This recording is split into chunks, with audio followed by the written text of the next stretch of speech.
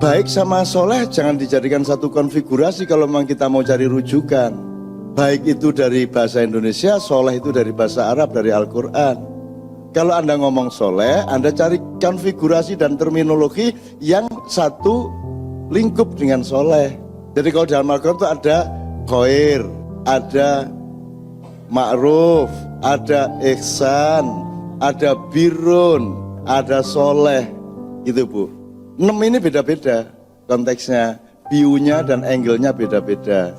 Baik tidak bisa dipelajari di sini karena baik ini dari budaya yang lain sama sekali. Kalau khair, ma'ruf dan seterusnya sampai soleh tadi itu jelas rujukannya di Al-Quran. Misalnya kalau khair itu kebaikan yang bersifat universal dan belum tertentu, dia umum.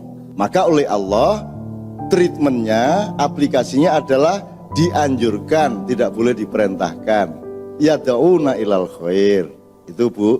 Kalau ma'ruf itu sudah padat, sudah jadi pasal, sudah menjadi undang-undang, maka harus diperintahkan. Dia sudah sesuatu yang harus diletakkan sebagai perangkat undang-undang.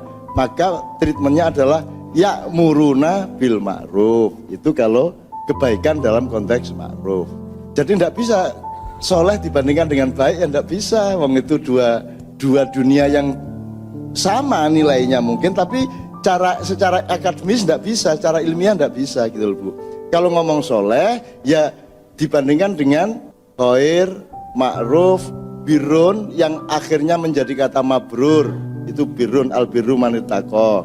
Kemudian ada ihsan, ya, ada ud'u ila sabili rabbika bil hikmati wal mau'izatil hasanah wajadilhum billati hiya ahsan. Dari kata itu kemudian kata bendanya adalah ihsan karena benda abstraknya.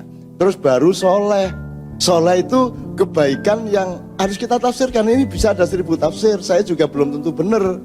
Tapi kalau mau ngomong soleh, jangan ikut kepada yang selama ini diomong-omongin di koran-koran, aku anak soleh, aku anak soleh. Mereka tidak jelas kok. Di terjemahan Al-Quran itu semua diterjemahkan baik semua. Khair ya baik, ma'ruf ya baik, soleh ya baik. Coba sekarang tanya sama para pendidik di Indonesia, what do you mean by soleh? Ya baik loh, kalau baik khair. Kalau khairnya itu padat, ma'ruf. Kalau khairnya itu spesifik, hubungan private dengan Allah namanya bir.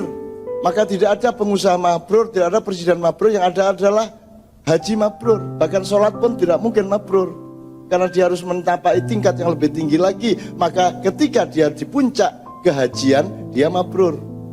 Tapi tidak bisa terjadi pada pengusaha, pada ilmuwan, tidak bisa terjadi. Itu kebaikan yang beda lagi. Ihsan lain lagi, itu Bu.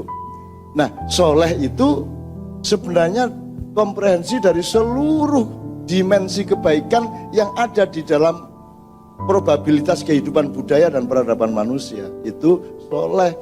Jadi kalau kita ngomong soleh, tidak ada anak soleh itu, tidak ada anak kok soleh. Dia belum punya pertimbangan akal, dia belum akil balik kok anak soleh. Soleh itu membutuhkan pertimbangan-pertimbangan yang dewasa. Kalau anak khair, oke. Anak ma'ruf, oke.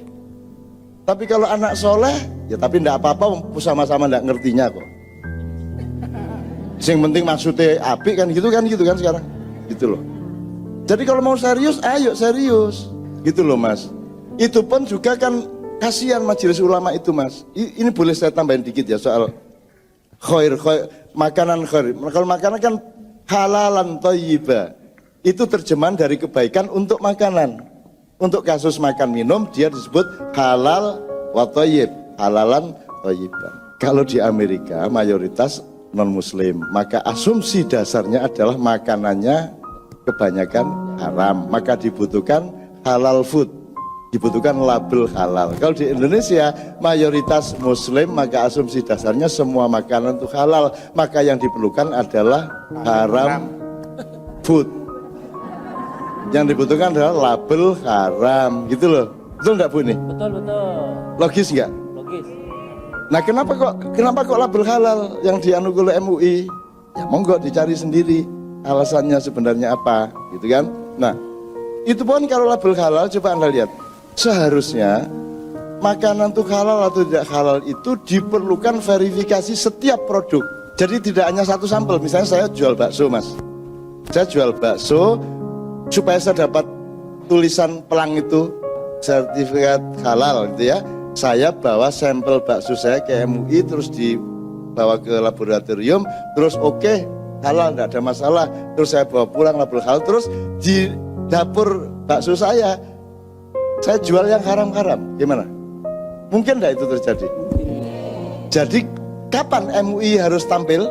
Setiap saya mau kasih bakso ke konsumen harus lewat MUI. Jadi bayangin, di setiap warung bakso minimum harus ada 3 karyawan MUI. Di setiap restoran harus ada sejumlah karyawan MUI, dihitung berdasarkan jumlah konsumen di restoran itu. Jadi karyawan MUI jumlahnya mungkin lebih dari 5 juta, mungkin lebih dari 10 juta kalau memang mau ngurusin halal beneran. Jadi kapan saja dari dapur menuju konsumen lewat MUI. Jadi antri panjang itu sampai ketika sampai ke Anda wis adem baksone. Saya nggak nyalain tuh, saya cuma simulasi loh, Mas. Bener nggak Mas itu maksud saya tadi? Logis kan Mas? Nah iya, ini sekarang Indonesia ini lagi banyak sertifikasi Pak. Sekarang ada sertifikasi arah kiblat, coba. Jadi masjid itu kok kelak harus punya sertifikat arah kiblat. Jadi harus tepat 24,5 derajat miring ke utara. Kita nih yuk bersatu yuk, kita cari yang benar-benar oke untuk Islam kita ya.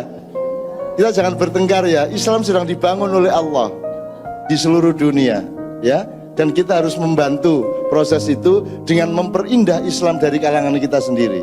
Islam harus indah. Begitu Islam muncul dari masjid ini harus indah kepada siapapun. Harus indah, tidak hanya baik, tidak hanya benar, tapi indah. Itu loh. Karena puncaknya itu indah. Kholik barik musawir. Itu.